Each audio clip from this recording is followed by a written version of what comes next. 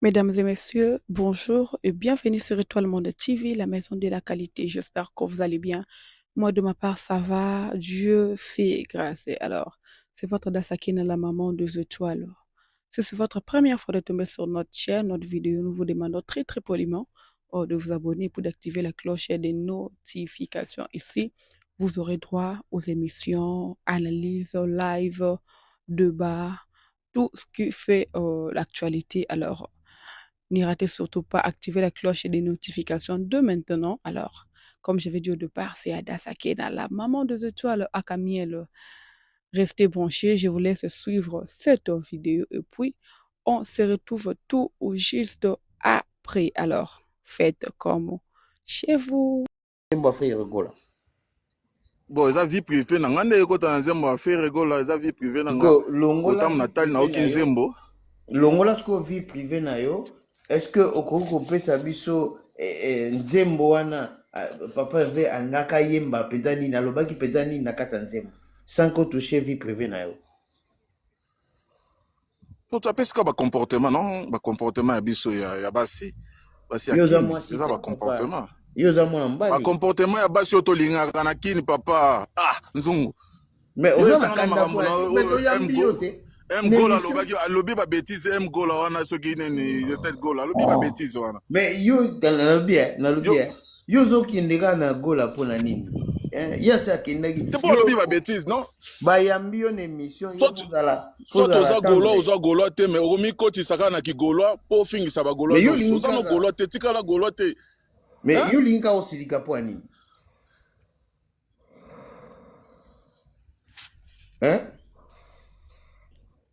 Kozana kanda te? Bino bato abongo nde bolinga bango mingi mpo basambwisa biso. Bino nde bato abongo bolinga bango mingi. Bapantere, mgola, banani bolinga bango mingi mpo basambwisa bagaulois. C'est ça.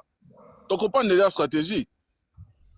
Donc, Ngai News 243, toujours ça la bongo pour basali bino. Tinda demande nani Gola 16. Gola. Confirmé.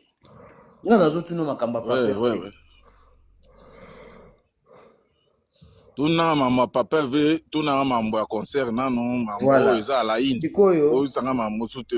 Voilà, sikoyo concert ezali bongo le. Eza kutuna date nini concert yango ya Gabon? Le 27 décembre. Le 27 décembre. Olobi babie na ne fongam te semaine prochaine de. Est-ce que capacité à ça loyebi? Bon, capacité à salle, bon, pour dire la vérité, on a mis intéressé par la capacité à salle, mais on a dit que non, il faut les 10 000 terres. Pourquoi vous avez intéressé à la capacité à salle? Bon, au moins, lobby to zaki na yo. Na koti kaka nde lobby wana na bapoko na koti na yo tala nde mamba ba concert ngo ko betama. Ah bon? Mais na côté pa profondeur ba capacité à salle. Oui, que c'est bizarre parce que binomio mususu mone bo uti voyage mususu, c'est-à-dire vous s'intéresser na ngo penza mingi te ou bien ezaka papa ngai papa yoka na ebisa yo. Soki batu mususu baza focaliser batala o faire ou bien fali biso to wana kwanga ya bana. Kwanga nano ya bana. Kwanga ya bana après wana eza ba loisir. Eza ba loisir papa. Oui, mais kasi ba loisir yango te parce que faut yeba que artiste obeta na loisir wana obeta par exemple na Gabon ça wana eza 60 000 places, vous comprenez? Biloko wana tout ça fait place. Bon, na salle na Afrique na ebi na Afrique salle mo 60 000 places exactement na Afrique. Na exemple yo ko la wana te na pese exemple. Ngana lo ba 2 places. 16 nazomona yo na news lukana nkuna na 6 mona 16. Bon, sikoyo stade de Martyr bozobeta ngomi bali, c'est ça hein? Bon, selon des informations il y a artistes n'a que visiter bon ko visiter ezate que non mutazui ça ko visiter eza parmi eza ba pas ya okene na salle wana Ils en ont la confirmation. Mais celui-ci, on visita déjà, au bêta déjà. Ok, si vous visitez, papa. Ah oui, mais il faut qu'on visite. Parce que ma ont changé. De plus en plus, ma ont changé. L'administration paysanne, oh, ils ont changé. Ningo ça là qui est, ils ont n'importe DG wana, ils ont n'importe bakambone, il faut que vous soyez fonctionnement ya makamusus. Il faut qu'on visite kaka. Ato beta qui en déjà le bosso, mais il faut qu'on visite sous pour la deuxième fois. Pour makambezo ko changer. Neti nini échanger na kati stade de martyr. Papa, et ça sur le plan administratif, mademoiselle a changé. Il faut que vérifier si les autres tambol. Oui, mais neti makamuni à peu près. Nga na koyeba ndeni makambo ezotambola soki yo moni artiste aza zoba te soki akesu ko visiter to aza na eloko moko eza kotambola bien te il faut que no visiter ngo susu ata landela ngo susu. Mais est-ce que oyebi ki apesa biso pe date quand même? Oui, apesa ki date non? Eza pour parler na déjà apesa ki date wana. Mais sur les visite au pesi date, c'est que ozoko envisager au beta kuna. Oui, ozo envisager au beta. Donc c'est au beta. Oh, zala na kondima au beta ngo. Ngana ozala na kondima te, artiste aza déjà na makasi kondima na. Yo warion zala na kondima ya kobeta ngo yo warion zala na kondima kobeta ngo. S'il vous plaît. Comment na ba warion te yo solo ba golwa. Sikoyo na tuni question jour oyo Koffi Olomide ake obeta na ING. Mais avant Koffi Olomide akende obeta na ING, wera akendaka ko visiter ING. Bino bosepelaka te bosilikaka makasi. Mais tango JB enani Koffi akei bofandi kimia bosepeli na bino Koffi akende et puis alongwe kuna kepe na ING bolobe na Genève Arena bolobe lote. Pourquoi deux poids deux mesures? Papa, wera aza artiste nani Koffi aza artiste aza na droit ya ko visiter nyonso ye alingi ko sale nyonso. Aza na droit nango moto akopekisa ete a visiter muso moto akangi kanda eza kanda na ye moko asoka nango na chambre na ye aboma mutu te.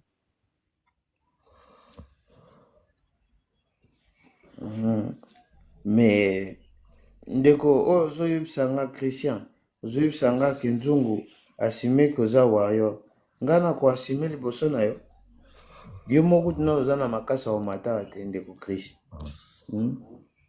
Faut matati. Nazalaka warrior mais na compte te. Voilà. Ngaza pere le warrior te. Nalobi hein. Ndeko oui. Sikoyo orchestre okanisi ke turoyo mwana Congo pe abozala et puis place nini bobombeli nani brigade aza maintenant effectif akompenza mwana palais brigade non pardon Prince d'Angola. Ouais, Prince d'Angola, aza commandé à mon palais. Aza commandé à mon palais. Aza na liberté na nyonso. Mon palais penza. Papa, soki mutu azolala kuna bokanga micro hein. Wana eza nyonso te. Yale la pongi fo. Nalobi hein. Nazomona yo te, nga nazomona te ditua. Nazomona te. Nzungu, loba nyonso akanga micro te. Nazomona pe mutu te, nga ba demande nyonso namona mutu te. Invité ce point. Ndeko oui. Nini oyo faire fois ça là pour commencer sous plus grand malgré qu'aza grand. Non, faire azana eloko ako prouver sur na Congo te. Na lobité à prouver, danda bien. Oyebi faire. Oh, ça déjà grand. Tant qu'on lobby déjà ça grand. J'ai là. Oyebi fait rigola. Oh, naebi fait rigola non. Bataringue. Oyebi est bien. Moi na maman Maria. Oyebi est bien. Ah. Voilà. Wana nzamba Golgotha. Yokade. Na Tunis Kobwe. Dengo mona fait rigola. Na grandeur na ye. Asa grand. Oui. Ok. Nini akoki kosala po akoma su plus grand. Bon, na vie ya moto, il faut ka babilo mo mike ya kobongisa. So pona nga mingi ezaka pona nga na lwa mingi eza na sur le plan communicationnel nde faut place wana akoki kobongisa. Bon, aza déjà grand. Kaka place mo na monaka mwa eza mwa mobulu po pecho azalaka wana na nini na communication wana penza il ne maîtrise pas penza makambo ebele. Nani yango azala na communication? Oh, nabosa ta komona petit moko azalaka wana na bosa komona.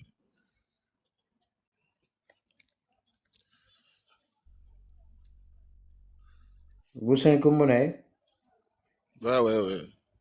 Bosa komona. Bon, na mi interesa pe mi na mingi bete.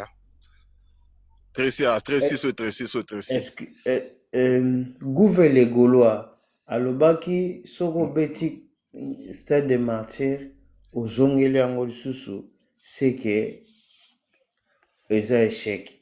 Est-ce que tu penses que Papa Hervé pe asalaki échec yango azozongela Stade des Martyrs?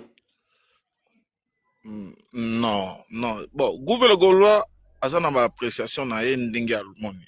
Pona ngai na mona yango échec te pona nini so na betaki déjà na beti stade quoi Papa Hervé betaki Stade des Martyrs amoni que non na komaki mais na tiki batu na posa fo na zongela yango susu atikaki batu na posa. Tikopona nini ezalaki mutu mosusu atikaki batu mosusu na posa te kaka ya Papa Hervé mutu atikaki batu na posa? Eza papa ba fanatique na ye ba moyo ke non te vi atikaki kini pe na posa talaka nzunga ma famille wana penza batu oyebi ke non faire bana beta concert avant l'air natuni RT batu babim natuni RT yoka tolekaka papa totuni RT wana tokozongela mbala nsima na ndenge omonelaka directeur artistique ya Jet Set comment ezala nani? eza nani comment eza mape bamusicien ebele ya nsima fere mpenza nayeba bango te me nayebi ka fere eza nani oyo le type ya question là c'est lui aussi le provocateur ye nde mpenza provocateur makambo fo mpe azonga mpenza na nzela na ye mpenza ifa atalaka artiste makambo artiste asalaka ye akoma oleka mpenza na baécran kolobaka bétise ce type aussi nabose komona ye Freddy wana aza Freddy non?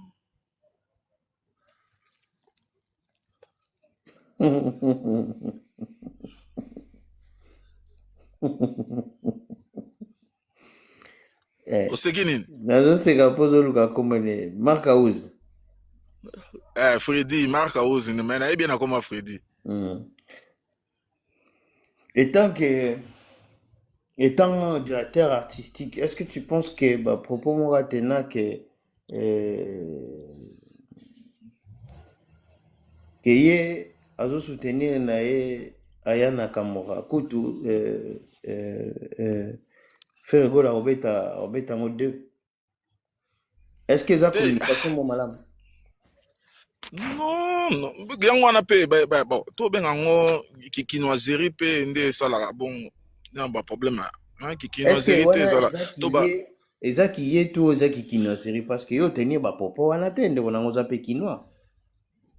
Oui, bon, il faut que kinoiserie eza esprit moko eza ba kino nyonso te nde bazala na esprit wana eza babilo moko boye ebimelaka bato hasard kaka boye akoma oloba babétise mais ye moko so alandi yango akomizonga siko na nsima nalobi ya mabe eza kinoiserie wana akolo babongo te aza penza pilier na G7 to ba faut tala penza makambo mambo penza oyo ayelaki musala nakuba noleka na ba etando ya mukete kolobaka ba bêtise wana pe ba erreur yango wana to communication eza bien surtiré te nde komaka non mo ba biloko wana ebima yo pe okoma na Kamura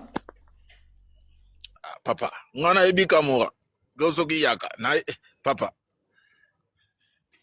na ebi ata nzembo ne moko te mais est-ce que ebi que certains Gaulois comment peut na Kamura te bon c'est normal parce que omoni ya ba fan oko to ba fan azana to ba azana mamuna ya olinga siko soki toza biso so ba fan mais to keseni no oya lingi ne soki ya Kamura mais ngambe na linga te ngana linga nino soki ya linga ka Kamura soki ya linga nane mais ngana linga mingi zoe petit na biso wana mona ya faire ye mutu azo remplacer bato nyonso wana ba rappeur nyonso ya France wana siko yo pe okoma fan na yo bien otikaka fan na papa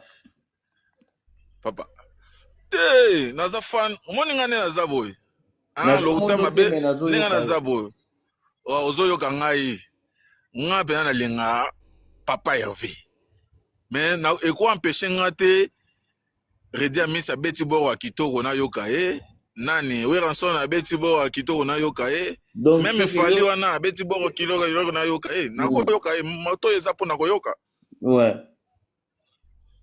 Est-ce que okopesa bato oyo bazoba certains Gaulois bazali ba fan kizobazoba c'est-à-dire kizobazoba na ndenge kofinga te mais na ndenge ya liputa fan azala zobazoba te papa non fan aza zobazoba te cela n'a s'expliquer parce que heureusement on a contexte à mabe oyebi liputa kizobazoba non oui ba couleur nyonso dans na kati ba dessin nyonso maputa oyo etikalaka epai ya tailleur asangisaka yango kombo liputa moko bamama mutu bayebi yango oui voilà. Jungu. Oui. Boni tata. Bien massa. Olali pe fort nyonso yo. Mingi olala pongi fort. Okokanga ka micro te. Na bien. Oui bato bele ba bengi nga ba bi oui ma moto tuna ya zo sopisa ba Gaulois. Azo sa ba Gaulois soni ya bengi nga. Ya la musio. Ya lo ba bengi nga ngo ila musinga ya ba bengi nga ba. Bada. Babi mamu babi makamu attends news c'est là l'homme moi qui awa peut-être na salle attention te oui est-ce qu'on retirer le Colombie à Faliwana ok Fali poupa Fali pou non, baki wana retirer kaka ya kosamba te retirer kaka après tous les clients ba il faut t'en FP bolanda ba bilo mususu ya kolanda te congolais Deko retirer tout avancer quoi s'il te plaît te na retirer mais bino tango finga ka faire bino ba info banani ba finga bolo ba faire mambe ba esa bino bo retirer te est-ce que mais bozaka na prêt ya kolanda bilo kona est-ce que ce basengio o la sa preuve que info zo finga faire ozana papa oche na va si yo po nabi tango zo négliger faire ozolo bele tango zo négliger ba biloko faire azo sala eza ko finga bien directement depuis na va awa est-ce que yo moko au pesi biso déjà biloko faire azo sala to pesi yo 5 minutes loba biloko ya bien nyonso faire azo sala bato azo landa biso 230 personnes ba landa biso s'il vous plaît Njungu pardon kolobate papa yo kolobate tika pena 5 minutes a te café rigola ok na tiki bon yo bien ba bi faire aza Ligue des Champions aza musicien oyo aza ba combattre po aza na savoir faire na ye to bazo combattre trop mais faire aza mwana nzambe toba aza déjà eli toba faire biloko nyonso asalaka eza nango bien ezoleka nango à l'aise opanda ya nzungu va faire bokobundisa ye lelo lobi me atala bino ye moko alobaki non ayebi ndenge asala mosala na ye asala mosala na ye kimia mwa mikolo aza te azoleka mpenza na baetando na bino te aza kimia me bino polémique ezongi kaka fere me fere aosala makambo na ye ndenge na ye il faut boyeba ke non politique oyo fere aza nango na politique oyo fali aza nango eza différent bango nyonso baza baartiste fere aza na makambo na ye azolanda fali aza na makambo na ye azolanda nga mpo na nga kutu comparaison oyo abetaki boye oyo asalaki boye mpo na nga eza te fere aosala makambo na ye soki amoni ke non makambo ekomi prêt akoanonsele biso stade akoanonsele biso salle ekoleka bien po fere akendaka mbangu te fere aza mutu moko ya luzitu akendaka makambo na ye malembe nzungu anyo na news toke non fere asade ya biloko ya makasi oyo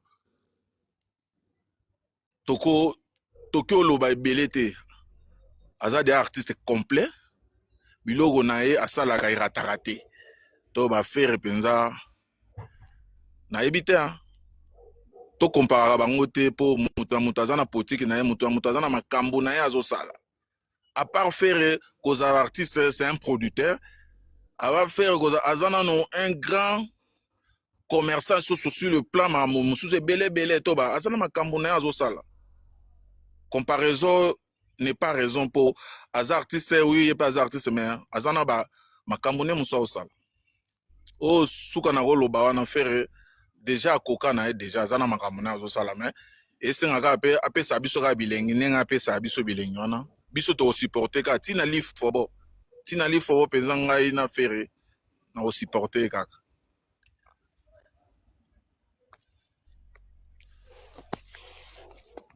nyo suka wana otikali na 2 minutes teka artiste minute tika lidenga mwana intervenir eza te veya nga mtu nazokamba soki ye pasali rien akitisi ye nga naokamba te papa tielo 2 minutes kini tikisango bon nyo ya koloba na koteka artiste fere déjà aza déjà meilleur na génération na ye wana eza kutu ya koloba te oyo nga na koloba te bato nyonso deya mokili bayebi deya bandima ye déjà po eza jeune oyo alakisa biso eloko ya bien premier jeune kutu oyo akota na wenge mwana nsuka to alakisa mpe ake jeune mpe akobeta na mikolo mpe ekosimba to fere eloko akobakisa eza te aza déjà artiste complet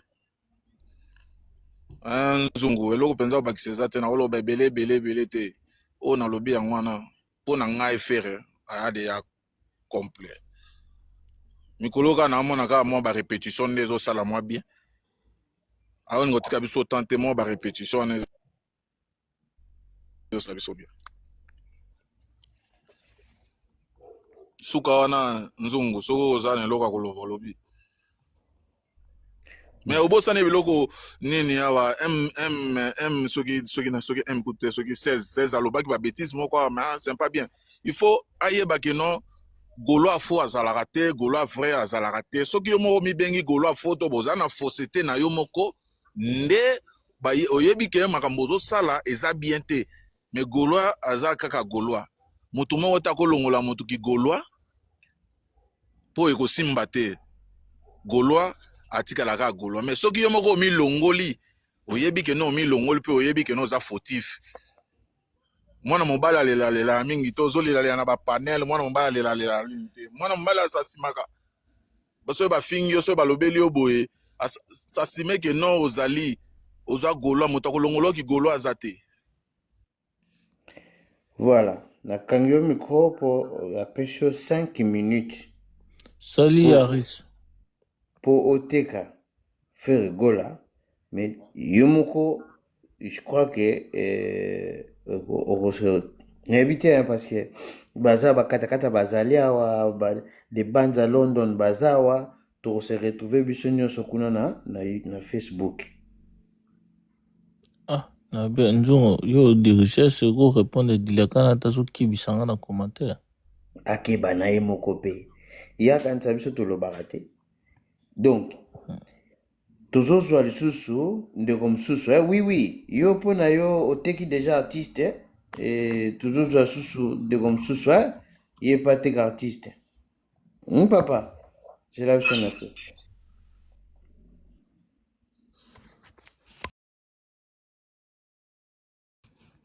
Deko, bonjour. Ouais, bonjour Nzungu. Ouais, ça va? Oui, qui m'est papa? Toujours tek sa artiste. Hein? Ouais. Aux en 5 minutes, tek artiste na yo. Ouais. Merci beaucoup. Je pense mieux dans 5 minutes. Dans aux Olympiques, moins rapide parce que là, il faisait un gonga. Après, temps, ils ont manqué. Fallait quand même, nous attendons 1 heure du temps, mais bon. Fandi, surtout qui bat IGF à côté. IGF de Gola, comme je dis toujours que non, je suis là pour contrôler. Bah, miyibi, bah, mafia terre. Bah, union surtout, bah, ça, ça, la base, n'a combat les padres. Voilà. Et premièrement, on a eu copié sa message, cause a été Gauloise, Gladiator, et ainsi que le mélomane de la bonne musique, tout ça dans les grands événements. Événement le 27 décembre, na Gabon, Libreville, et Tokutanawana, et Toyoka, to savourer la bonne musique, et place Nini, où tu se retrouves avec de très belles voix. Voix aux arabes puissants, qui depuis existant, et depuis que mon qui les reconnecté en haut, si les lots et Zokoka, Kolongola en haut, donc voilà, Papa Hervé, ils ont vraiment très puissant et très puissant. Donc voilà. Et en dehors de ça, on a touché moi, pour l'essentiel, comme on dit toujours, on y fait rigoler les lots, hasard artiste, hasard tout complet. À ça, la railo côté, pour parce que X a ça là, et pour Y a ça là, pour y passer là. Bravo année, Papa Hervé a ça la railo avec son temps. À ça la railo, ils correspondent à temps naïe, na disposition naïe, et à ebi comment gérer, et Gaulois naïe, et comment gérer entreprise naïe, au Tobengi et Zana, businessman. Voilà. Les autres monique, l'artiste fait rigola à sa première artiste congolais, où a elibiso streaming, live streaming, aux streaming concert, il y a artiste nayo, et aux sur place, on a été mais au foutu $5 ou $10, aux la live streaming. Parce que, bah, le bas qui était, bah, ils là déjà. Mais Moutou a valorisé en gros et comme la valeur, et yébana, c'est Papa Hervé. Et pour cela, nous les Gaulois, on est fiers de ça. On dit qu'aujourd'hui, avec Papa Hervé, même si j'habite en États-Unis, en Afrique, j'ai la possibilité et j'ai la capacité sur un continent et dans Kikolanda live streaming pour les artistes belés, bazo négligé terrain wana mais ça terrain moko ils a payant, ils a terrain moko gratos ils a terrain moko offert. Et je vois l'artiste fait rigoler, Papa Hervé, comme on dit chez nous toujours, Papa Hervé, as artiste oyoke et as la soutien au gouvernement, as la qui va dire le boko pour akende avant, mais as artiste oyo as tout complet pour réaliser ba œuvre naie et que c'est pelissa ba fan et ba mélomane à la bonne musique. Donc voilà, je pense mieux voir l'habité nzongo mutazo gérer live nayo. Mais 5 minutes pour moi, et c'est un peu parce que là, déjà, en train de 1 minute, tandis que meilleur kolobaïse belé. Faire gola à Kobeta concert, en tout cas, il n'a pas ce message, mais on a profité. Bagola, oyo, bozala, ba warrior, bokoma, bagola. Attention. Bon, mais ma biso na terrain na bino wanate. Faire gola beta ka concert pour na concurrence. Faire gola kobeta, yu arena pour na comparete. Boyebe te place nyonso tu efanjo ale kaka soki Papa Hervé leki asala kango mien ke fanjo boyebi yango même Stade de France wana tokoya toko toucher même Stade de France wana mais toko sala mien ke fanjo parce que fanjo azui 60 000 mais biso toko 80 000 et toko sala sold out dans 48 heures et tu reçois deuxième jour dans le Stade de France. Alors, Gauloise, Gladiator, restez calme et toujours dans le même rythme. Tozana ni mabe, ni problème, ni eloko. Donc, toza ou tozali, tozo boster toujours pour un artiste en biso à qui n'est plus belle. Nere tolobara toujours mon mobondo toza wana pour toujours soutenir artiste en biso. Botika koyoka ba mienga ba nini te. Alors biso tout au côté le 27 na Gabon. Moi Jeff le Gaulois na kozala wana pe na kosala bino live en direct de Gabon.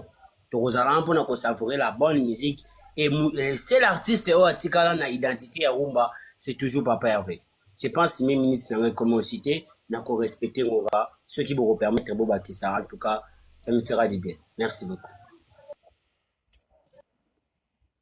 Très bien. Bon.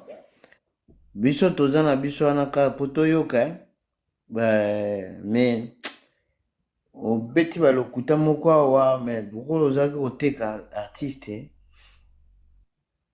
touché na bato mosusu ndeko bayebi si oteka artiste na yo aza lokola produit ozoteka madesu siko tuna madesu na yo outi oteka awa soki nani akosomba ngo eske moto aklia komona na po asomba madesu oyo ozoteka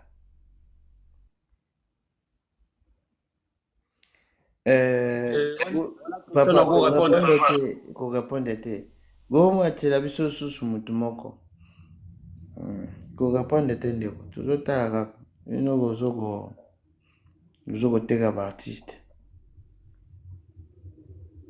Mandeko to tapoter, s'il vous plaît, tout tapoter, s'il vous plaît. Nzungu na yaki na edo mona nga na présenter au show permettre. Présenter nga koya. Tozwa na moni info zaki depuis longtemps. Zwa info ko, zwa stagiaire na ou.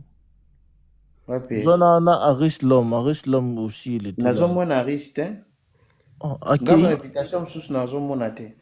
Ah, bato ba compte privé au mona te. Ah, ok. Papa Ken, Aris Akei, Aris Pena mona ki.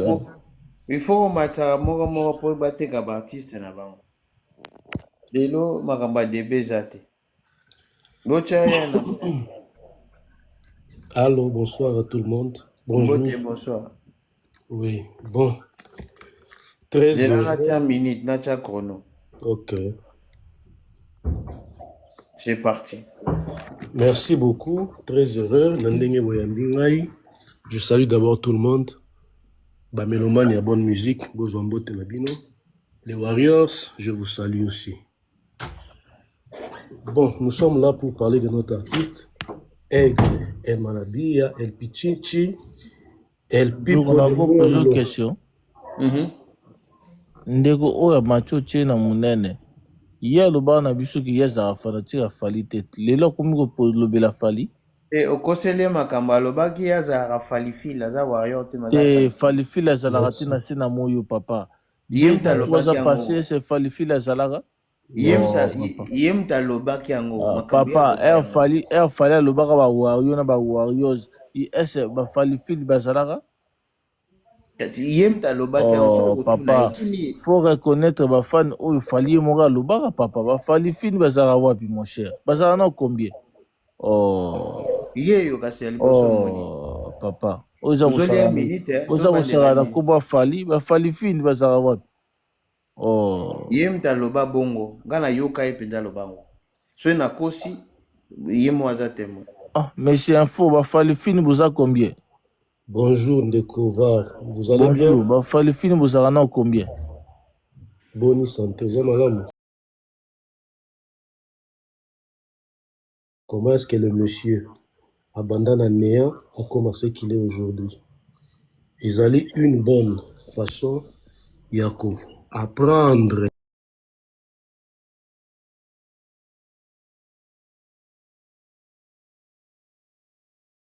Un homme peut se battre en commençant par le néant pour accommoder au sommet en montagne. C'est ce que Aigle Fali a ça là. Pourquoi est-ce qu'il est l'aigle? C'est parce que le monsieur vise de loin à Talagamusika. Ce qui problème est amataka likolo pour éviter problème wana. Il se met toujours au-dessus de tout pour éviter problème. Et en ce moment-là, il sait contrôler la nature. Kotala, o ezali important à attaquer ou bien ce qui n'est pas important à boakisa. Même si ba ennemi balandi est likolo, ce qu'il fait c'est quoi? C'est encore ya komata plus likolo, plus que ba ennemi ba koka kopé maté, ba zanga l'oxygène, ba kwea bango moko. C'est ça l'idéologie de la falifili. Et ça pour nous ça ba jeune lelo que battez-vous na kati ba métier na bino, travaillez. Il n'y a pas de saut métier. Mais botia plus l'intellect et puis botia na endurance avec pour persévérer na moussa na bino. L'honnêteté surtout. Ndero sala gebo ke likolo. C'est ça être falifili. Ça c'est nous. En tout cas là, je veux d'abord dire merci na Aigle parce que moussa na ezo monana. Moussa na esali que même ba fan na ba Warriors bazola yango par la qualité de leur manière de s'exprimer et de réfléchir. Bazawana, ils parlent que de leur artiste et des œuvres de leur artiste. Batalaka de gauche à droite te. Balina sima ya mutu na bango bazo ise likolo. Yango lelo ba pesiye Stade de France. Batondisi yango même pendant coup date kokite. Bazo zelaka mukole koka basukola balata bien bacha ba parfum baya ko fêter. C'est ça. Félicitations à Fali, félicitations à Bafan Nae pour ba petit exemple de la musique na biswa Congo. Autrefois, jadis, Congo qui considérait la musique comme monde moko yaba voyou. Mais lelo, la musique, ba musicien ba commis la fierté de l'Afrique. Vous voyez comment Fali Azalaka toujours élégant, propre. Et quand il s'exprime, Azo agencé ba mona est très bien. Ceux qui ne connaissent pas Awe Sabino facilement qui n'a habité. Et il apprend toujours. C'est ça être un homme. On apprend chaque jour. Tina Mukolo Aliwa. Je remercie encore Fali Poupa. Ndenge a pesi Congo na biso lelo tokomi ko la Congo drapeau na deux façons. Ce qui te raté kota balé, toke kota musique. Parce que kota musique, personne ne peut parler. Voyons un peu ma musicien Nyonso, issus d'origine congolaise ou bazan en France, leur modèle c'est Fali Poupa. Pourquoi? Parce que trouvé idéal et pas Moutouana. Et nous, autres Baotaba Falifil, nous sommes fiers. Ceux qui te comme Matabona Baitando Nabino, to pesa message journée on a jeune, travailler comme ces messieurs. Le monsieur que nous on a vu, tant aux Alaki Bana Mikenaye, qu'on jouait ensemble, les lois communenga commis. Naïs Sabino anecdote moko. Tant aux Alarabana Mike, nos parents en nous, Banda Roboya Tosakana, Bamastana, Bando Sandoule. Banda Benga Bango Voyou. Yo Kangamana Mastana, Bameliso Bangi. Est-ce que papa n'a le bango sous l'élo? Je ne pense pas. Fier à Fali. Merci beaucoup, je me limite là. Tu as 40 secondes. T'es qu'artiste, papa. 40 secondes, on les aura dans Kabili Yango, dans ceux qui veulent parler. Nous, on a fini le message. Merci. Merci beaucoup. Papa Riche, toujours, Kayo. Oui, bonsoir. Bonjour. Ouais, bonjour, Tata. Bonjour, Aris l'homme. Bon. Merci pour hier. Hein. Rien, c'est normal. Merci, Aris, pour hier. On a dit qu'on a une fenêtre. Taurus. Tous les cas. Bon, si on doit parler de Fali, je commencerai d'abord par parler de Fali comme un exemple, comme un modèle pour la jeunesse africaine, mais aussi pour les hommes politiques, aussi des personnalités africaines. Parce qu'aujourd'hui, Fali incarne une image de positivité, de la motivation. Il permet à ce que la jeunesse africaine commence à sortir de rien, de nulle part, devenir quelqu'un demain. Fali Poupa, c'est la personnalité la plus connue de la musique africaine, mais aussi de la RDC. Depuis que la RDC existe, nous n'avons jamais eu une personnalité à niveau à Fali. Parce que n'oublie pas que Fali, ça fait plus de 5 ans, est toujours figuré parmi les personnalités les plus influentes de l'Afrique, alors que l'Afrique possède plus de 55 pays. Nakati Mbogo Nabiso, En dehors du président de la République, personne n'est plus connu qu'Efali. Personne n'est plus influent qu'Efali. En quoi on connaît l'influence de l'artiste? À chaque fois qu'il fait plus déplacer le monde d'un pays dans un autre, des villes dans une autre ville. Et à chaque fois qu'il donne un mot d'ordre, on sait comment ça se passe derrière lui. Aujourd'hui, si je dois maintenant parler de l'artiste, Fally Ipupa, c'est l'artiste francophone le plus visionné sur YouTube, à plus de 2,5 milliards de vues sur YouTube. Et à plus de 1 milliard et quelques sur le stream, tout ce qui est ses albums, chansons, tout ensemble. Et Lubina Lobela, en tant que récompense, c'est la 3e artiste le plus récompensée en Afrique, toute l'Afrique entière. Derrière deux personnes, des Nigériens. Sur Lubina Lobela, en termes de spectacles, c'est l'artiste le plus sollicité en termes de spectacles au Congo. Personne ne dépasse. Parce qu'il fallait se voir en Europe ou en Afrique. Ils ont une salle mon côté où ils ont mis en Afrique, fallait dans Bétate. Je prends un exemple des parcs d'exposition joué par Fally en 2024 en Côte d'Ivoire, 11 000 places. Tu es dans la salle où ils font en 2017 Paris La Défense Arena.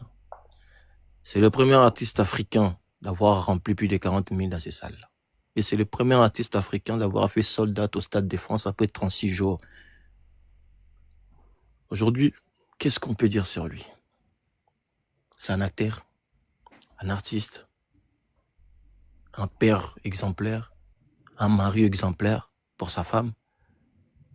Et il y a beaucoup à dire sur l'artiste. Je pense que les 5 minutes ne vaut pas beaucoup. Mais si aujourd'hui, là maintenant je fais un clin d'œil à des investisseurs, ils veulent investir dans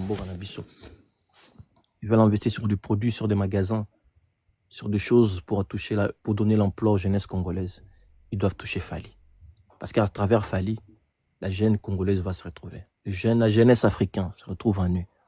Parce que pour avoir telle carrière et garder la tête sur les épaules, il faut être Fally pour le faire. Et je pense qu'aujourd'hui, au-delà de ses grands frères, grande sœur Balakisanzela, Fally, c'est le premier artiste africain où à Beta Sal, il y a OVO, alors que OVO existe depuis des années. Fally, le premier artiste congolais à avoir joué ING, depuis que ING existe. Et Fally, au côté de la site à Snap, Fally a plus de 10 certifications reconnues. Soko Yena Expo, Fally en a plus que ça même. Les albums, pour la première fois, depuis Musique à Congo existe, album Rumba, ils ont certifié disque d'or, Formule 7. Et en dehors de Formule 7, l'album Rumba le plus vendu dans le monde, c'est l'album Control. Et qui a détrôné Control? C'est Formule 7. Et Formule 7 appartient à qui? À Fally. Il n'y a que Fally pour détrôner Fally. Aujourd'hui, ça devient tellement une habitude que Abimisi Nzembo, Yemora y a détrôné. Aché bar mon likolo parce que bar likolo ya You Arena. Yemora détrôné par Stade de France. Aché bar likolo ya accord à l'arène a détrôné par La Défense. Donc aujourd'hui, c'est celle Fally qui peut détrôner Fally. Alors s'il y a des producteurs, des gens qui veulent investir dans notre pays, vous avez Fally comme un miroir. Comme un miroir, vous avez Fally comme un exemple pour la jeunesse africaine. Merci.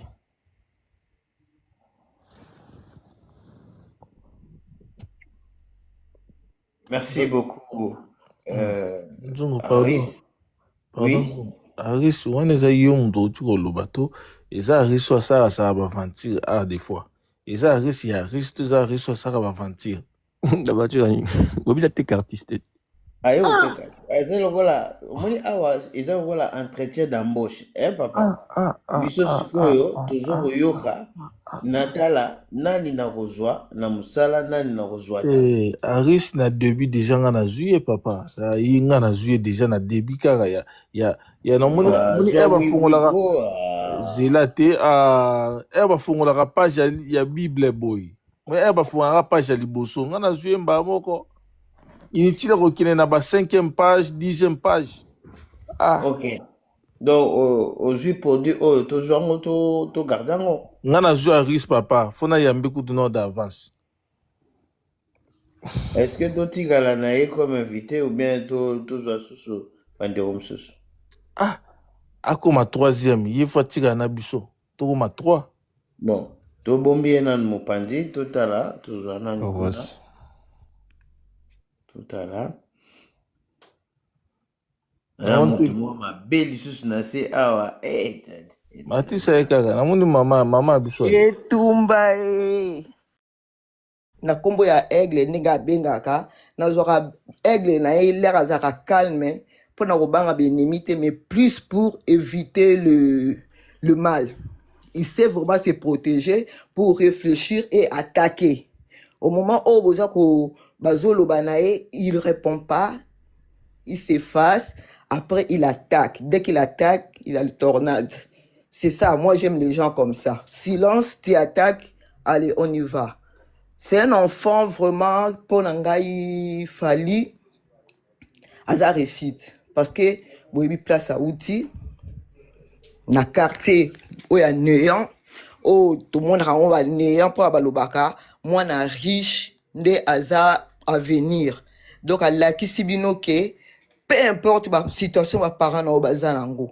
Même les parents n'ont pas zanango, makala, foufou, mapa, cause na désespoir te. Yeba ki yo soko sali effort au téléma pour nous ça la fierté ya ba parents na yo et fierté ya ba entourage na yo et fierté même ya communauté na yo qui dit ton pays. Voilà.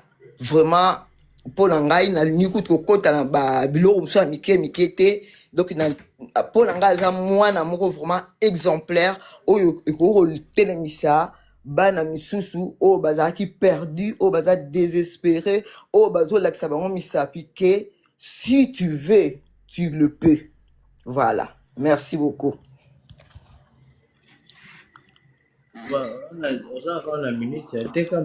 Non, c'est parce que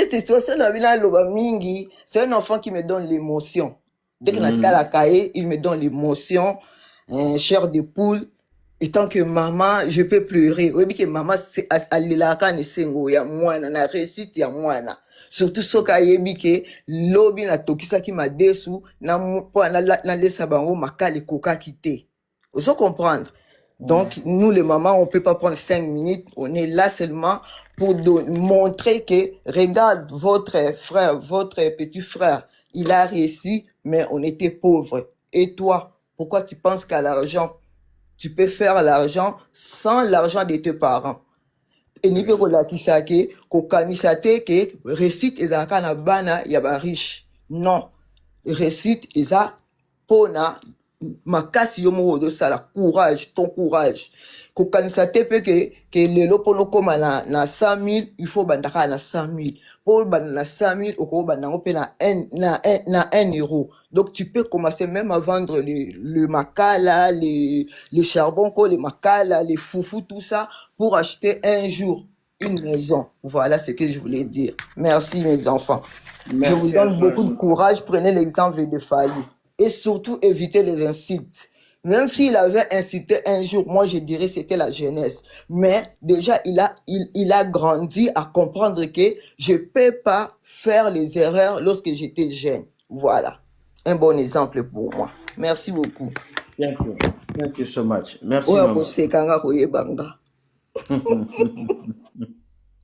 Madidi. État de droit.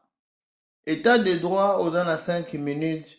Olobelawera son tekawera tozali 3 entrepreneurs awa ba producteur misat baza awa donc soko teki wera bien biso tozwa tokebeta wera na Paris la Défense soit tu peux to tigal nora awa soit tu peux au tigal na biso to bando sala bon soki muta teki bien au comme embauché déjà en entreprise tigal na biso ga awa to tigal ga 5 minutes papa.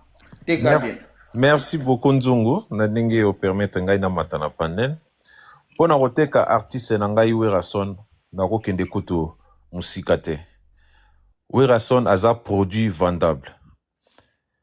Pourquoi na aza produit vendable?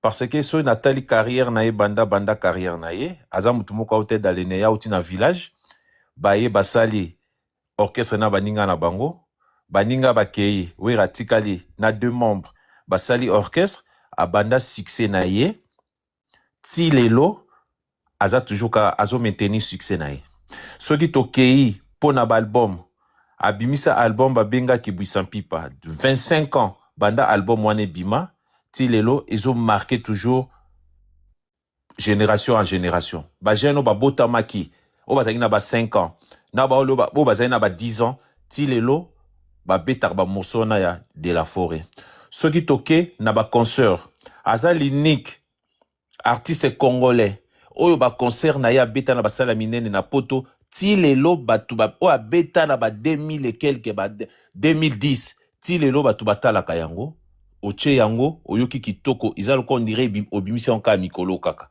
aza le seul artiste na concert spectacle aza unique muto alekie azate de deux aza artiste oyo ba jeune talent o ba jeune babimisika bazwa comme modèle bazwaki comme modèle na ndenge ya kokumbela orchestre na ye na ndenge ya korecruter ba jeune na ndenge ya kosala musique na ye ba jeune basepelaka na ye so tel ba concert mingi zobita na poto ya ba jeune mingi ba morceau ya Werason ezanga te ça veut dire c'est quelqu'un aza vendable soki toke na Afrique parmi ba musiciens congolais so total ba mission ba biti na ba salle na ba stade ba misu ba kobeta na stade eleki mais ba concert wera beta na ba stade na Afrique etikala ça veut dire soko ye concert a wera okosanuye te okolala te tango zobima batu toujours ka bapesaka impression positive ça veut dire c'est quelqu'un qui est vendable na spectacle pour ngai so producteur azui abeta ye na ba salle akosala akoéchouer te batu bayaka azoka batu belé spectacle ezalaka kitoko ça veut dire producteur ako regretter mbongo na été aza artiste moko aza vendable yako sakana te à son âge de 60 ans le vieux arrive toujours yako lité na ba nouvelle génération oyo c'est quelqu'un à féliciter c'est quelqu'un de ne pas mettre de côté que to asili non il est toujours là dans 2026 awa si tout va bien zamba bateli biso aroke na ba salle wana ya ba 40 000 places ça veut dire aza artiste moko il faut miser sur lui soki ba producteur bazali ngana conseiller bango ba miser sur Werason parce que aza misemo na côté mbongo arozong selo mbongo na yo bato ba kota na salle ba ko sepa na spectacle yango ça veut dire c'est na yebi kutu na ko ko musikate na ko ke su musikate on a lobi ba tutu ba yo ki déjà que c'est quelqu'un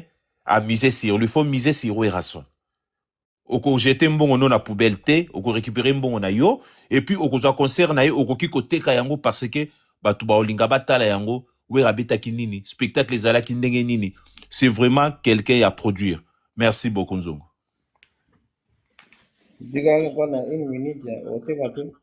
bon na une minute on a ko bakisaka ki bozela le vieux il a 60 ans mais aosa ba featuring na ba jeune o baza koto ba naza tutu bazo sala featuring 2026 lié monda lobaki keza Kao Debout quand on dit Kao Debout ils a spectacle mon côté ça veut dire ana ba salle akola nsa 3 spectacles na 2026 oizo ya minene de la forêt toujours à l'avant vient koi 2026 Kao Debout merci très bien merci beaucoup ndeko état de droit vente ezo salama toujours tozali na ndeko dilaka yo okomiteka yo moko miteka yo moko ozali artiste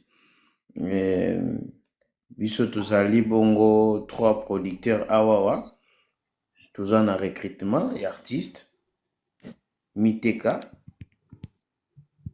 ibisa CV na yo tozoka na 5 minutes tozoka miteka dilaka miteka utanga Adolphe yo mitala kaka yo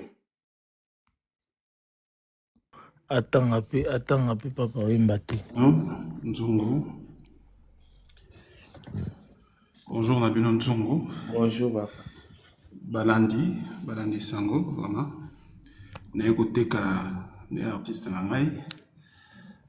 ngai boyebiye oyo bapartition na ye ebeti na bamusicien ebele bazwi yango azali oyemba embota malonge kota muna komo emoma nzekele tata longe kota muna artiste na ngai ye wana komo na embota mingeli donc aza artiste moko international oyo azwa Grammy Award aleki baartiste ebele donc Aris ayebi ye donc yango na ekoteka ye vraiment azali artiste konono numéro 1 so boyoki ye wana konono numéro 1 etata malongi kota kuna komo emoma zekele yalongi kota kuna emoma zekele et puis message asuka na kolance bawario na ba spiritas na ba gaulois boza très maîtrisable nazo maîtriser bino donc voilà nazo maîtriser bino nyonso na maîtriser bino voilà Nzungu Aris vraiment message na ngai yango wana na news nazaki na message et puis toza na concert bientôt Wendo petit Wendo azobeta nde concert na ye voilà nateki artiste na ngai abeta arobeta na You Arena donc avec 45 000 places donc bozala kimia bokitsa ye petit Wendo bokitsa ye Abomination. mpona sisa na sisa olimbisanga mpona papa wana ozorespecte biso te barecruteur Soko ye place moko ba 3 personnes ba boy c'est qu'il faut kita. Ba fini rouge kita. Bo kita e. Donc fini na rouge. Oui. Boga e. Kita e.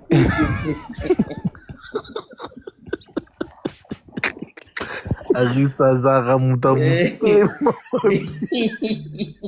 Alubara mukie même aluba mabe aris. Kita ke pema. Na moni candidat mso amati. Au fêté. Donc aux anas la haute saison. La haute saison là pas moins de 1000 euros hein. Zala concentré papa. Zala concentré, je sais pas. Je sais comme ça deux en matière. Merci beaucoup beau frère. Jean Robert. Jean Isaba. Oui, allô, bonjour. Bonjour Jean. Boni. En tout cas, Boni Bisanga nazaki pe Kidiba. Kozala Kidiba. Toki masolo nyonso. Sikola na compte na olongola biso combien? Biso combien? Biso tozo combien? Nazobunda makambo jeune garçon zoya. Opia biso combien? Biso tout le monde. Ngana obi secret déjà vu. Ah, Boni Bisanga, pardon vraiment. Nzungu, en tout cas, na sepeli koyokaka makambo yo izoleka. Et loko vraiment ils ont ça la moi passe c'est parce que Zela va question Zela parce que tu as 3 hours toujours surveillé et yo artiste non préféré zana. Bon nazaka mélomane na bonne musique mais vraiment musique ça la ranga bien na modèle ya mutu aza côté ya ngai mingi ces derniers temps eza fali poupa. Bon, aux en 5 minutes considérer Aris Nzungu na va bazali ba recruteur yozo teka fali so côté qui est bien biso to somba to produire un peu musique donc dans 5 minutes teka artiste na. Merci beaucoup eloko vraiment oyo et c'est pelisa ngai na vie ya garçon en été ngai eza beaucoup plus ba parole na ye. Aza lokola mutu moko azali na monde moko à part. Muto ya sala likambo na ye soki alobi akosala likambo wana qui pleuve ou qui neige. Azaka déterminer likambo wana fait salama. Et l'autre, vraiment, c'est pas une première chose, c'est yango. Et deuxième chose, natalaka par rapport na esika muto auti. Bo excusez nga pona loba mwa muke. C'est aza mutu na ebi na kati ya famille. Na ebi na kati ya famille puisque son oncle est bien Cécilien. Yo pe mona bandal. Tenga za mona bandal te. Excusez nga son oncle na kola na ye ensemble to lantana na ye. S'il vous plaît. News. Tout le monde candidat soit continue affaire familiale et sentimentale. Non, ezali kambo ya sentiment te. Ezali kambo ya sentiment te. Papa yoka papa nanga yo yoka enano te yo yoka nano Aris Marmasoloba. En fait, objectif ezali TK artiste et non TK la personne. TK famille. Nous on s'en fout la famille. D'accord. Oh déjà nga kutu na rozwa ote nga kutu na rozwa ote déjà. Na fini déjà makambo nyonso azali koloba banda azalaki mwana muke baccomplissement nango azalaki déterminé aza ko manifester eloko azali koloba ke na vie na ife koma yango azokomisa yango ntina suka eloko mosusu eteyaka ngai yango wana aza un exemple à suivre malgré na dimension nyonso par rapport ezala bana mike na biso bamikolo mpe ere moko kotala moto oyo succès aza nango niveau aza nango mais aza ko se conduire boy aza na mbongo aza na nyonso to akoki kozala nango mais ozomona moto aza toujours na baninga na ye akola na bango azali toujours na respect na bayene na ye donc aza moto aza ko porter aide na batu donc eloko vraiment oyo marqué na vie na nga na monaka ke oui un exemple à suivre. Il y a Jean Rouge.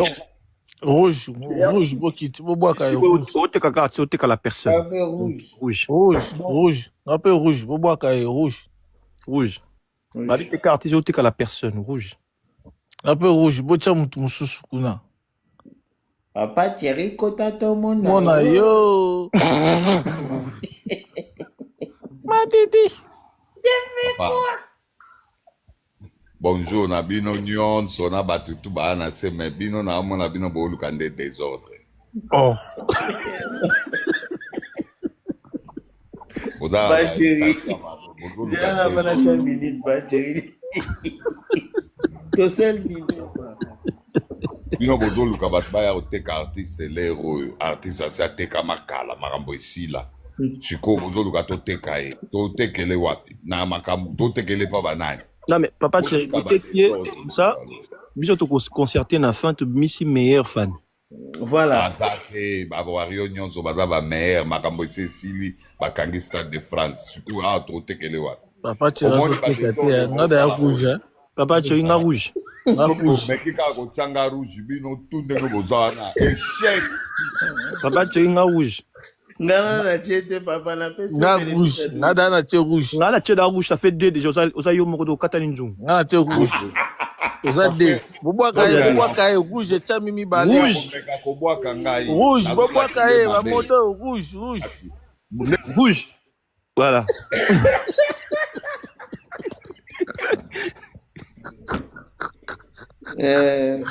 Panter mata kuna toyoka. Vous respectez nini ko? Vous respectez ordre ko? Oh. Bon, tous les cas, Panter. Panter, funga micro. Hein? Funga micro. Bon après-midi. Merci maman. Après-midi ça bien. Tika ko correct biso. 5 minutes maman. Tika ya yo za artiste no za na. Bon, toye bakata ngo maloba. Des bandes à London TV. Tiko, naza droit ya oteka artiste pe ko vante mususu. To ezaka na teka moko. En fait, l'objectif c'est que TK artiste na yo. Toko jijango selon ba point objet to yoka. Soit to tigali na yo au tigalo community biso soit osali kande ti Papa Thierry.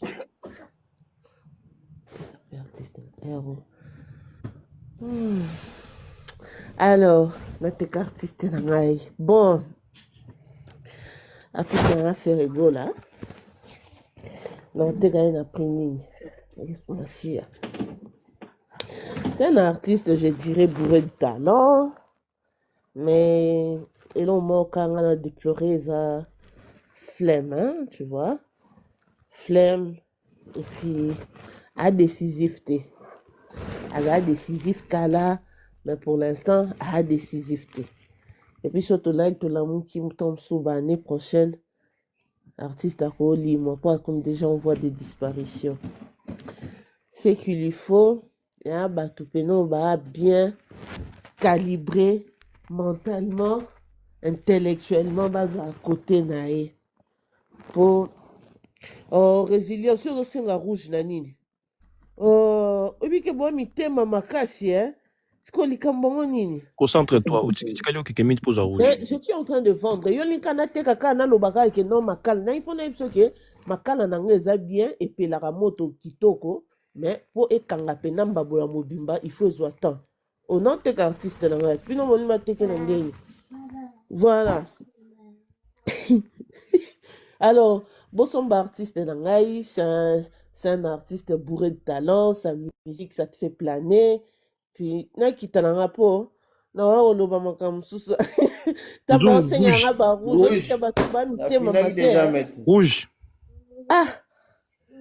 Franchement. Bon, ouais. Les magiciens, bonjour. Les magiciens, quand tu là, yo. Ah, bonjour, bonjour. On a souffert avant le matin.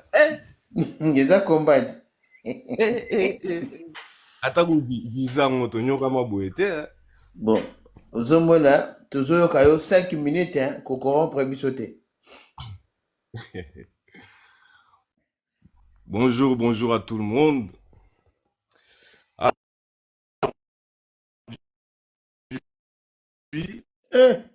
Ouais, rouge, ouais, au final, avant, bah, c'est bien raison. Madidi! Là, la kati réseau kuna. T'es toujours côté minute nezoleka. Vous n'entendez pas là? Mais comment ça, Bozo Kangate? Aris Mtawanya Tabasinga. Vous connaissez batricage là, c'est bon? Oui. Voilà, c'est bon. Du coup, mais Bozo que c'est un minute, on a perdu de 30 secondes. Ah. Bah oui, tout agiste quand même. Merci beaucoup pour la fair play. Donc, aujourd'hui, je vais vous parler du plus grand musicien que notre continent africain ait connu. Aujourd'hui, je vais vous parler de Fally Ipupa. En fait, Fally, il faut comprendre, c'est quelque chose qu'on n'avait jamais vu. Fally, c'est un extraterrestre. Fally, c'est quelque chose, quelque chose qui arrive tous les 100 ans. Fally, c'est comme des talents générationnels. C'est comme des Lionel Messi. C'est quelque chose que tu vois pas tous les jours. C'est quelque chose que tu vois pas tous les années. Et ça a commencé depuis le début de sa carrière. Cette façon différente de faire les choses, cette façon différente de chanter, cette façon différente de danser. Fally, partout où il allait, c'était la lumière. Fally, quand il se posait dans son orchestre avec les autres, tous les regards étaient sur lui. Et cette lumière-là, cette puissance-là suivie jusqu'à sa carrière du début jusqu'à maintenant. En 2006, Fally commence premier album Droit Chemin. Une année après, il est à la salle d'Olympia. Salle d'Olympia que beaucoup déjà dans la musique congolaise, c'était comme un mythe. Mais Fally, il a réussi à faire le Stade de France avec le premier album seulement un an après, en 2007. Il enchaîne par la suite Bercy, Olympia, Zénith. Et tout ça avec une régularité qu'on n'a jamais vue dans la musique congolaise, dans l'histoire de notre musique. C'est-à-dire que Fally Ipupa est un artiste qui est bankable, est un artiste qui maîtrise tous les comportements de la musique. Fally est un artiste, il peut te faire un tube rumba, il peut te faire un tube compas comme Afsana, il peut te faire un tube avec de la drill, il peut te faire un tube avec du reggae, il peut te faire un tube avec nos chansons folkloriques comme avec Eloko ou D107. C'est d'une polyvalence qu'on n'a jamais vue dans la musique. Fally est capable de chanter sur la rumba. Fally est capable de chanter sur du reggae. Fally est capable de chanter et de maîtriser tous les styles de musique possibles et imaginables.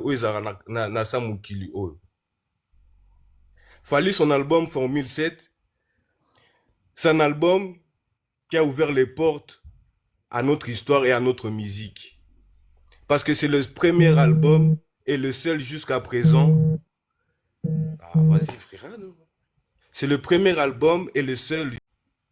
Au début, on croyait que pour avoir des certifications, pour réussir, pour être récompensé, il faut seulement faire la musique des autres. Non. Aujourd'hui, Fally Ipupa, il a démontré qu'en gardant ses racines, on peut vendre la rumba congolaise. En gardant ses racines, on peut être l'artiste francophone le plus écouté au monde.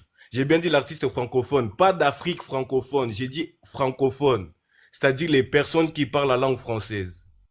Merci Info. Aujourd'hui, Fally, c'est le seul artiste, écoutez-moi bien, c'est le seul artiste au monde capable de faire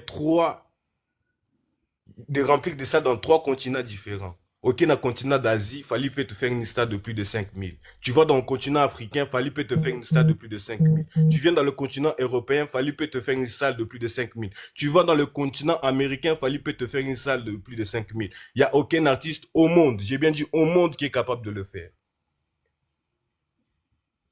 C'est le seul artiste au monde capable de te remplir des salles de plus de 5000 dans 4 continents différents. Fally a rempli une salle de plus de 5000 à Dubaï. Fally a déjà rempli une salle de plus de 5000 en Europe. Fally a déjà rempli une salle de plus de 5000 en Amérique. Fally a déjà rempli une salle de plus de 5000 en Afrique. Trouvez-moi un seul artiste au monde qui est capable de faire ça. Il n'existe pas. Fally est l'artiste. C'est même pas pas l'artiste. Fally, c'est le Congolais. J'ai bien dit Congolais, toutes catégories confondues. Les 120 millions plus la diaspora, le plus suivi au monde. Le plus suivi au monde, c'est-à-dire tous les Congolais que nous sommes là, que tu sois de la diaspora, tu es Congolais, tu es en Inde, tu es Congolais, tu es au Burkina Faso, Fally est le Congolais le plus suivi. 10 millions sur Facebook, 4 millions sur TikTok, Twitter, Instagram, YouTube. Si tu mélanges tout ça, Fally est le Congolais le plus suivi au monde. Donc, s'il y a un produit, le seul produit à vendre aujourd'hui au Congo, et qui est le plus rentable depuis Congo et Bandati Lelo, il s'appelle Fally Ipupa, Aigle du Cap, la merveille. Nga rouge, déjà. Nga tchagi rouge. Aris? Bon, en fait, à défendre bien, plutôt là, bien, à défendre très bien, mais malheureusement, à chaque fois, Zozo a toujours une comparaison. C'est ça le problème, on a côté na télé rouge, na et bandeli nae, azagi na mwana très bien. Côté défense, à tes artistes, mais Zozo a toujours une comparaison. Alors, on a besoin, il y a artistes nae et non les autres. Très bien. Sur ces rouge.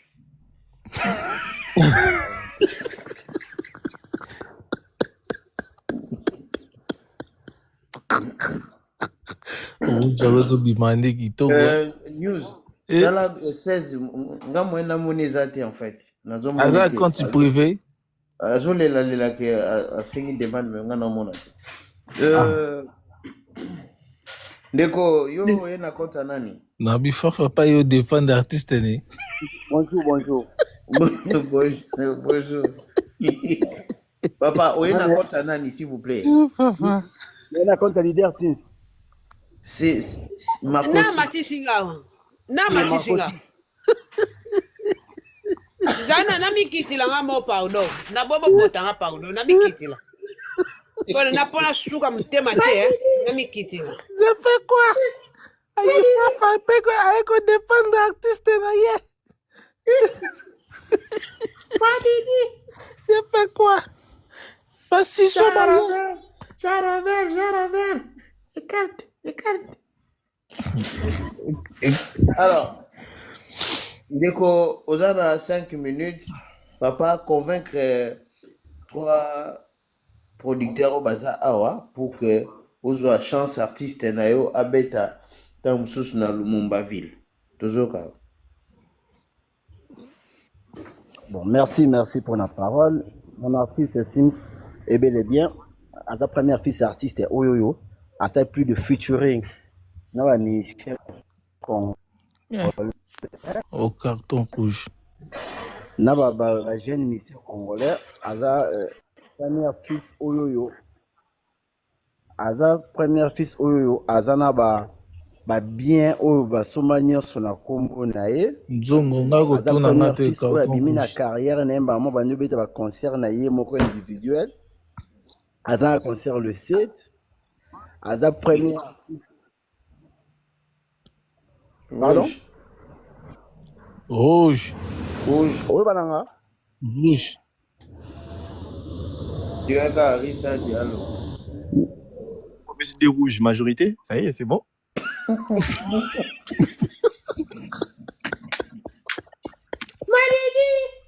peux quoi? Mama Congo, écarte. Mais attendez. Mais la souka photo délibéré quand même le meilleur gagnant. Oui. Parce que magicien au-delà de tout, quand même, Aza parmi les meilleurs.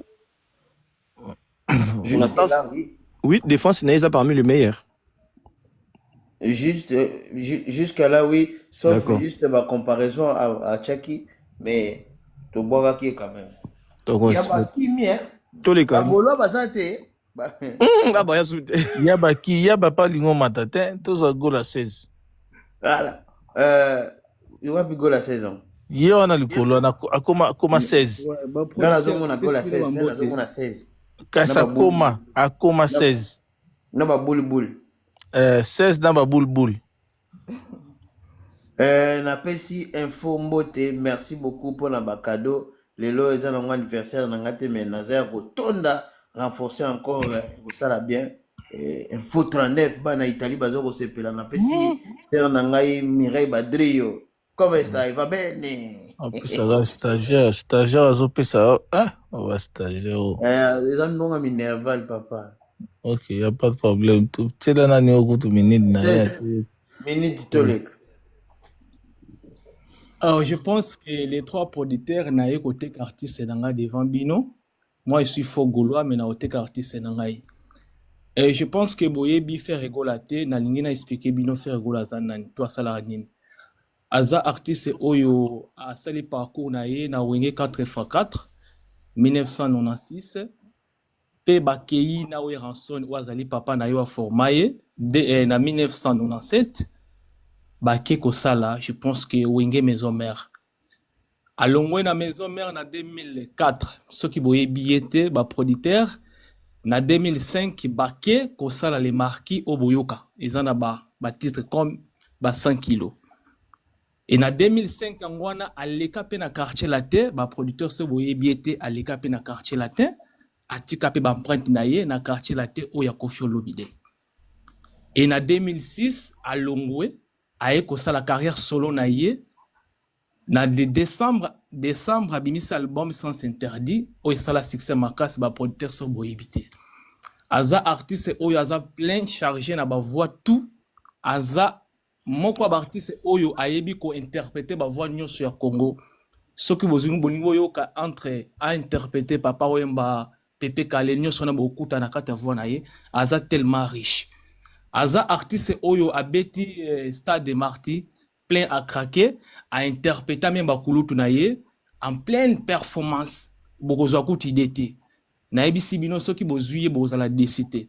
Aza seul artiste na génération na ye abeti double Adidas Arena na génération na ye muto asala ngo azate o invitaki moko ba légende o azali Koffi Olomide. Je pense que boye biango na zoeb sabino soki bolukiye bozala décité. Aza seul artiste aza na performance na live soka bandi koyemba tika kate fo pikisa e ba producteur bozwanga si muto na memeli bino bozala décité. Pe abinaka bien, pe alataka bien. Aza artiste o abetaki Genève Arena, je pense que bomona ki yango même na ba YouTube ezalaki pesa mbwa aboyi. Aza artiste oyo auti koningisa Belgique bande kolanga ba producteur nazo senga bino ba pardon na ba oboye biete. Belgique ezalaki tombé comme na présence ya artiste o ba bengi faire rigola. Aza mutu oyo soki abandi koyemba zo interpréter même banzembo na ye bozwa idée apé makate. Ba image eza ba producteur bokende kotala. Aza artiste populaire. Aza artiste oyo a maîtriser rumba na maboko o ba bengi Odemba. Je pense que kati na ye bokomona makambe belé. Aza seul artiste na mboka na génération na ye oyo aye na live streaming. C'est-à-dire oza musika okolanda ye. Aza artiste oyo azalaka sollicité na ba président à travers titre na ye Vita Imana. Je pense que président même ya Gabo a bengi un anniversaire ba producteur ba image ezali. Aza artiste oyo auto yemba devant président ya Guinée ba vidéo ezali bokozala décité ba producteur na ngai. Azali artiste oyo président ya Congo Brazza ayebisa ki na festival avant ngana kene fo betelanga Vita Imana parce que azalaka tellement amoureux ya nzembo wana po abetango na maison mère bokende kotala ngo. Aza artiste oyo na kati na yo okoyoka de baba okoyoka Pepe Kale okoyoka ba artiste oyo nyonso bakenda okoyoka bango kati na ye. C'est-à-dire ba producteur na ngai na sengi bino ba pardon ebele boyoka ye bozwa ta ya koyoka ye bokozala décité. Aza artiste oyo abeta na Russie, je pense que ba image ezali bozana ba image. Aza artiste oyo auti ko beta concert na niveau ya échangeur. Oyo ba fanatique ne balata ki pembe na ebisi bino makambo ezalaki tellement koyinda oyo a interprétaki banzembo oyo lokola vie jaloux ayembelaki vie moko bokufa. C'est pas ah zambe. O beta mesa boyede ngam na loba. Loba rouge. Oh rouge nande. Ba pa loba makamno minute esila teka artiste. Aza artiste oyo aza produit na Gabon. Ba producteur na ngai bozami satu bokeno kotala za produit na Gabon azo ningisa Gabon kala mixé na décembre kozala tomber aza artiste oyo ba producteur bozala décité aza na voix aza na mélodie kati na ye aza na art aza diamant aza muta ko protéger o aza na ba fanatique ne ba bengami ba Gaulois na kata ba Gaulois aza na ba gladiateur na ye bas o ba batela kai. Merci. Là, la tchaki déjà rouge. Mais ce qui rouge, maman de libérer, expliquer pour un autre. Non, ni vraiment rouge, vraiment na lobby. Parce que na kati na ye, le magicien. Dans un micro, je vais délibérer. Ok, c'est en plus, à la télévision, déjà, il y a rouge. Donc, pour la personne rouge, c'est un problème. C'est-à-dire, na Monica magicien, en fait. Donc, à défendre, on est bien, mais moi, ma comparaison, c'est na kati na épée. Ok. Mais dans l'ensemble, ça va.